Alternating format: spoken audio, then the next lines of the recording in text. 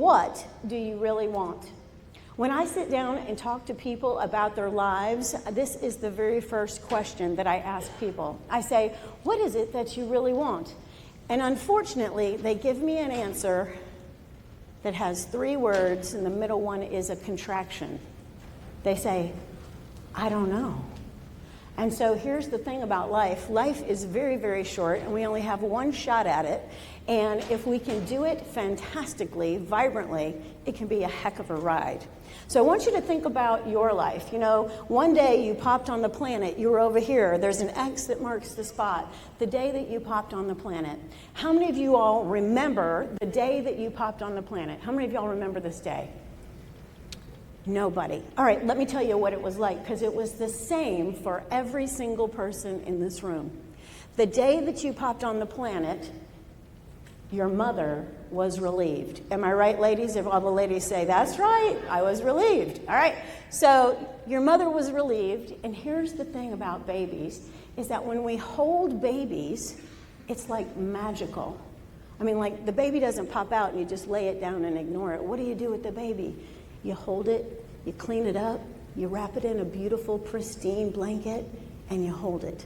So what I'd like y'all to do is really imagine what that's like. Would you humor me? Hold the baby. Everybody hold the baby. Hold the baby. Now maybe you'll have an emotional reaction to this, but pretend it's you. Oh my God, it's the most beautiful baby. Look at that baby. All right. And what do you think about this baby? You think this baby is practically perfect, packed with potential. This baby could do anything. But then what happened to you, right? You know? So at first, we're absolutely perfect. People think we can become president. But then life comes at you fast, as Ferris Bueller says, right? And we don't maybe think that we could reach our full potential. But here is the truth of the matter, is that everybody in here, take a good look at the people at your table. Take a really good look. I mean, look them up really good, up and down, real good. Look them up. Okay? Even the people at your table have amazing potential that could come out, right? So here's the thing. Here's the day that I popped on the planet, and over here is the day that we're going to pop off the planet. What's that day going to be like? They're going to put you in a box. They're going to put you in a jar. They're going to say, he lived or she lived this kind of life. What is it that you want them to say on that day? What did you fill your days with in between here? And what I want to talk to you about is living your most vibrant life, a life where you shine. I had the privilege in 2007 of getting this little thing called a coaching certificate. Write that down. Everybody write that down. Get a coaching certificate by the International Coaching Federation. Get backed by them.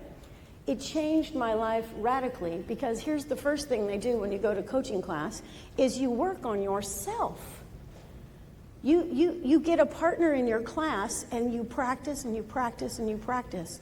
And I realized how much untapped potential I had. And to this day, I still have a coach. Now I have the privilege of people being given to me, and I help them get that untapped potential out. We turn what is possible into the probable. Now, I want you to think about every single person on your staff. Some of you might have one, and some of you might have 301.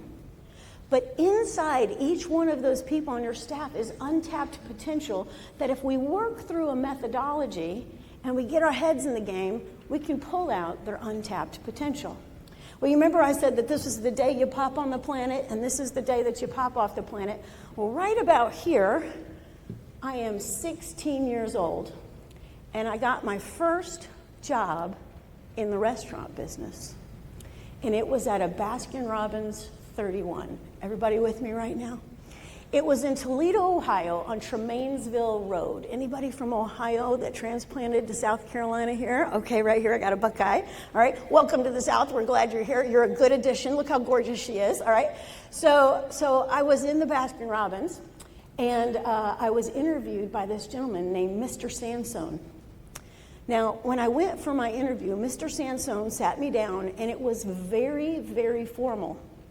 He was not in his Baskin-Robbins uniform. He was in a coat jacket with a tie on, and he had on pants that were pressed, and he had on a pressed shirt.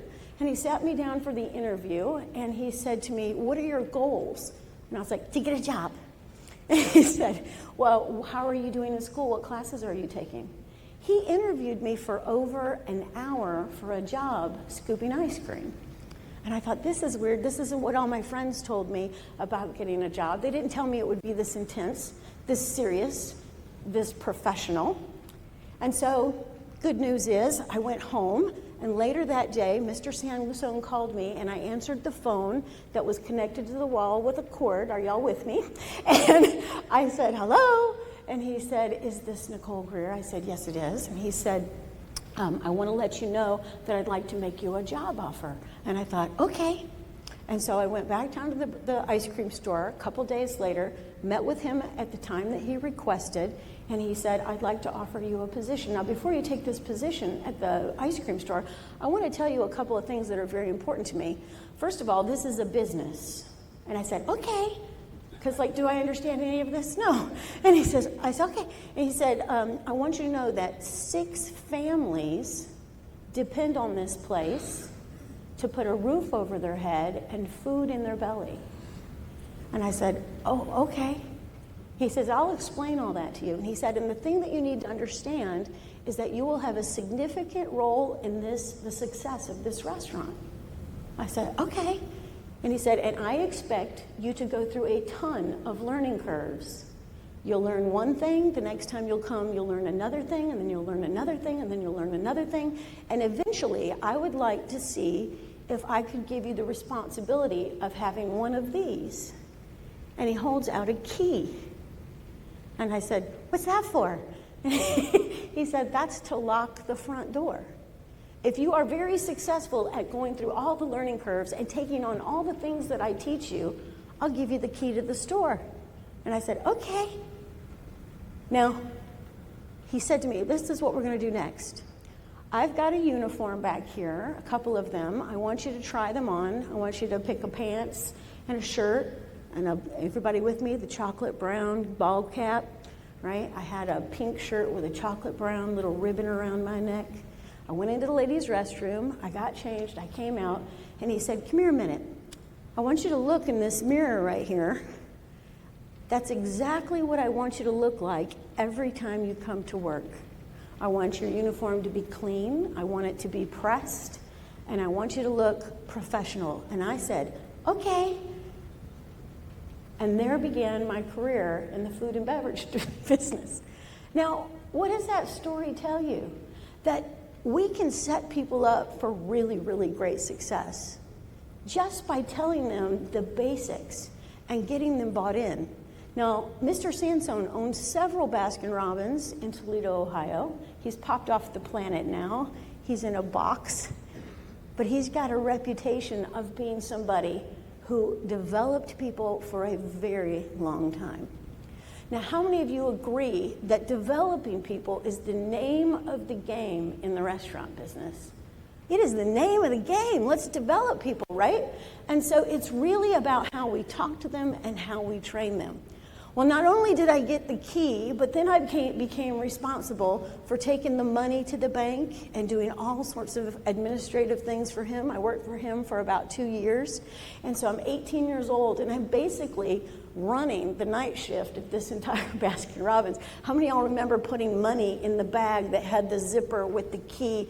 We used to move the pistachio out of the way. There'd be an empty pistachio underneath, and we put the money in there overnight. Are y'all with me right now? So, I had a responsibility for the whole thing.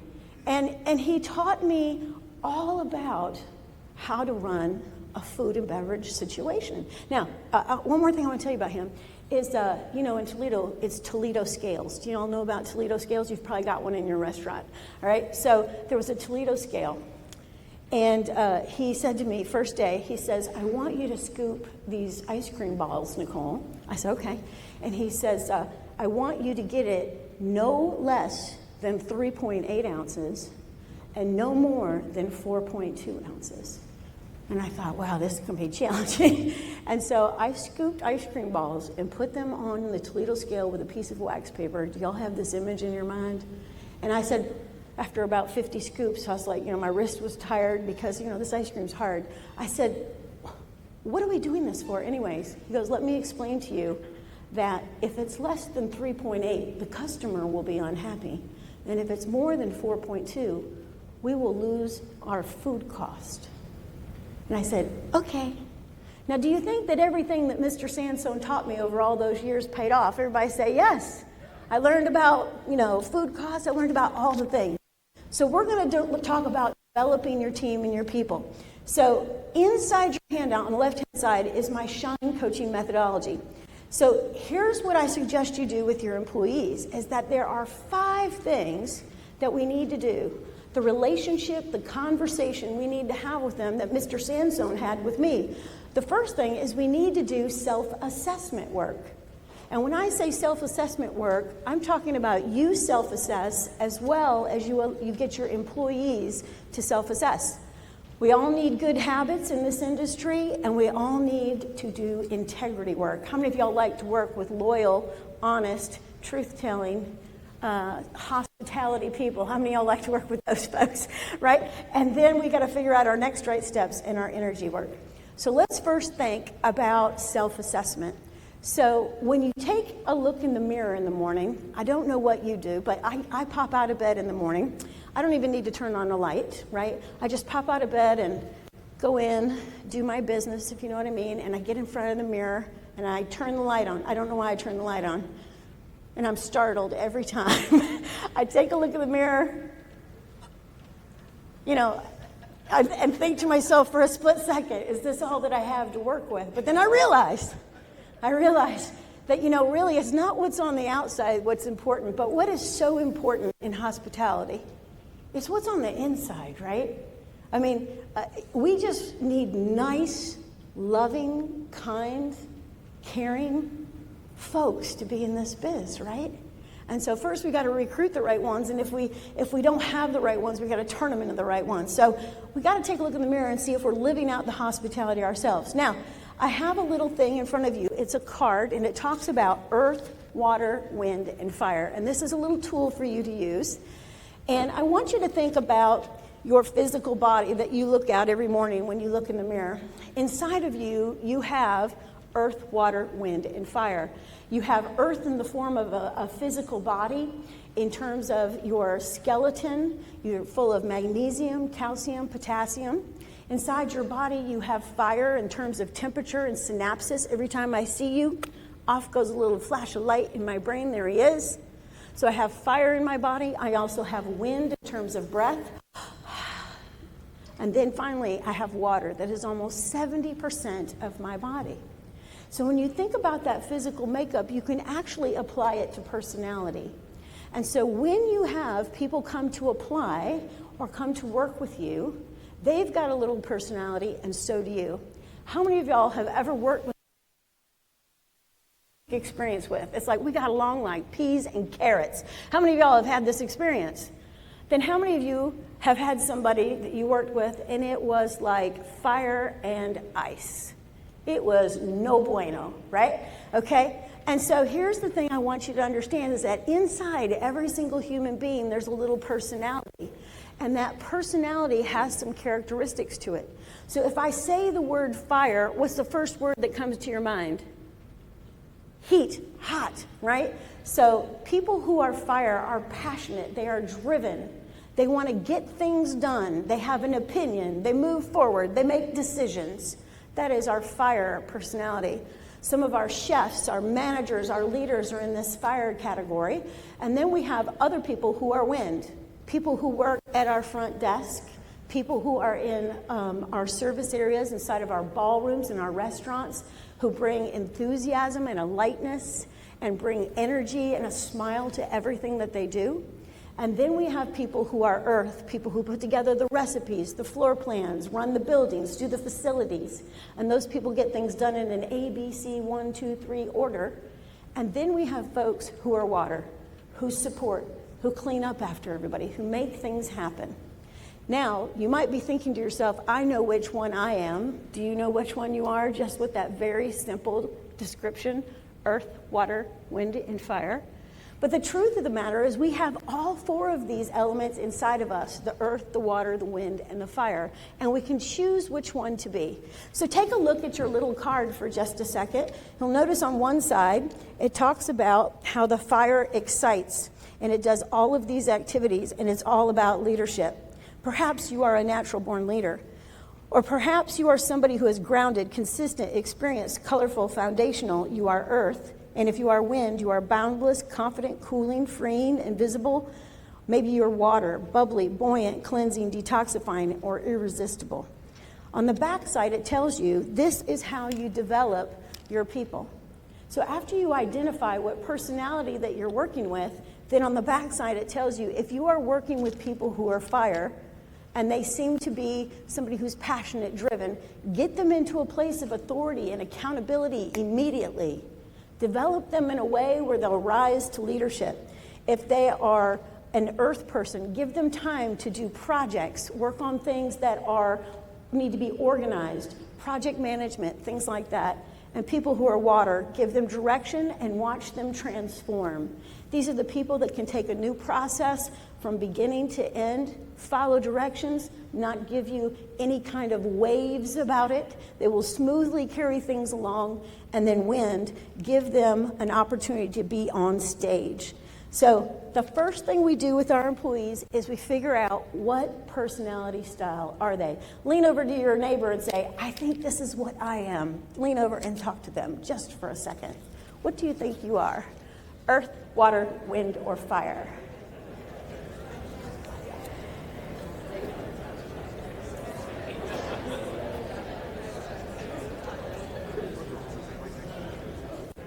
All right, how many fires do I have in the room? Raise your hands. All right. Oh, and this guy back here, he's like, that's me. I love that. Okay, back here too. All right. How many waters do I have in the room? How many nice, sweet people do I have that get her done? Yes, that's wonderful. How about my earth people? Solid, steady, reliable, consistent. Very good. Yes, she had her laptop open, was working all morning. The rest of you were talking. All right. And then also we have our winds, the outgoing, enthusiastic ones, right?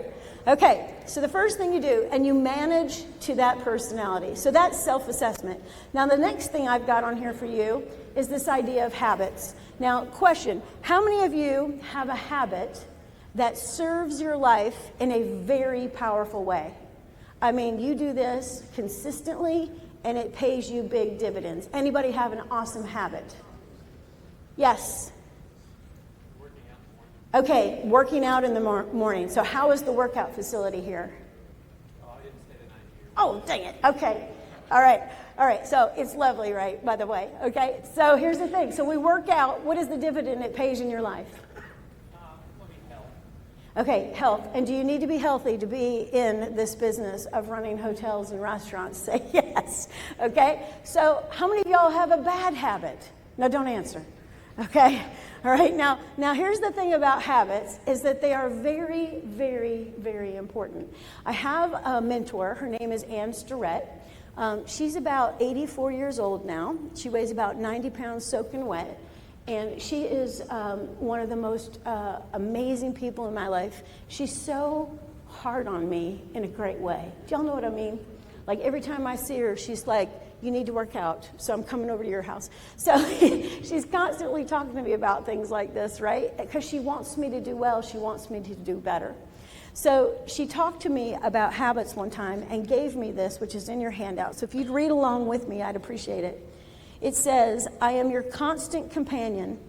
I am your greatest helper or heaviest burden. I will push you onward or drag you down to failure. I am completely at your command.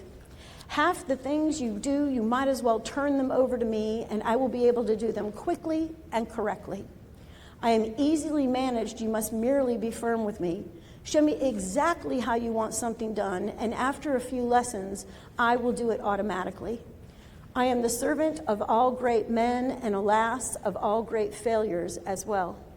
Those who are great, I have made great, and those who are failures, I have made failures. I am not a machine. I work with all the precision of a machine plus the intelligence of a man or a woman. You may run me for profit or run me for ruin. It makes no difference to me. Take me, train me, be firm with me. and I will place the world at your feet. Be easy with me, and I will destroy you. And the question is, who is that? And the answer is, it's habit. Now, that's one of the most powerful things I have ever been given in my life. And I pass it along to you as a gift to maybe open up the conversation with yourself and with the people that you're working on developing to develop the greatest habits ever. So when you think about the habits of the hospitality industry, what are the things that come to mind that need to be done consistently every day, every hour on the hour? And the first one I can think of is to teach. Isn't it so important to be like Mr. Sansone and take people through learning curves? And I think what's so great about Mr. Sansone is he said to me from the beginning, don't get comfortable, is basically what he was telling me. He was telling me, I'm going to teach you one thing, then I'll teach you the next thing, and then I'll teach you the next thing. He didn't ask. He didn't ask if I wanted the keys to the place. He didn't ask if I wanted to close up. After talking with me, he decided for me that that's where I was going to go, and that's called career pathing. So the very first thing on here is teach. Teach something new every day to your employees. What is the thing that you could teach them? Teach them about service. Teach them about the profit and loss statement. Would your employees treat things differently if they knew the cost of what everything was, right? So in the healthcare industry, I have a client called Novant Health, and they're up in Charlotte, North Carolina, and I work with their entire radiology department. And they have these cassettes that go into an MRI machine that are $80,000. And one of the young men in the department said, hey, give me that cassette, and the other gentleman threw it across the room, and it dropped. Now, just imagine if there had been, this is how we take care of the cassette, right? So taking care of our different things is so important. So teach somebody something every single day. The next thing, the habit number 2 at the bottom of the page, is give people feedback. We have to give consistent positive feedback and consistent corrective feedback in order to develop people. So I'm going to give you a quick formula to write down, and it is called a C3. So a C3 is circumstances, conduct, and consequences. So for example, this morning, when I came downstairs, I had my roller full of my luggage and everything, and a young man came up to me that works here, and he said, can I help you with that? And I was like, absolutely, you can. All right? So here's the piece of feedback I would give the young man if I was his leader. I would say, today in the lobby, around 7:30, a woman came from upstairs, and she had her orange dress on, and she had a huge roller full of different things. You got up from what you were doing, approached her, and asked if you could help. And consequently, I am so glad you're on my team. That is excellent customer service. Now, does the young man know exactly what he did and how he did it? The answer is yes. Instead of just saying, good job, we have to dial this feedback in. Now, let's say somebody does something that they shouldn't do. We use the same formula. We do, here's the circumstances, here's the conduct I saw, and here are the consequences. Now, a lot of places I go, it's very casual between the leaders and the folks that they are leading. And something might be said like this, good job. But does the person really know what behaviors and conduct you're after? No, you got to call them out specifically. Or if they are doing something negative, you got to call it out specifically, and you got to tell them the consequences of it so you can put the kibosh on it. And oftentimes people are like, don't be an idiot. Why'd you do that? We don't need to talk to people like that. What we need to do is dial in the feedback for them so that we can help them see how to be fantastic and professional. The third one is career pathing. Like I was saying, Mr. Sansone, he decided for me that I was going to run the shift. Now, how many of y'all would like somebody to run the Friday night shift and the Saturday night shift without any problem? How many of y'all would like that? And that's exactly what he was after. He wanted that girl to come work for him, right? And so he just said, this is what I need you to do. And I just kept saying, okay.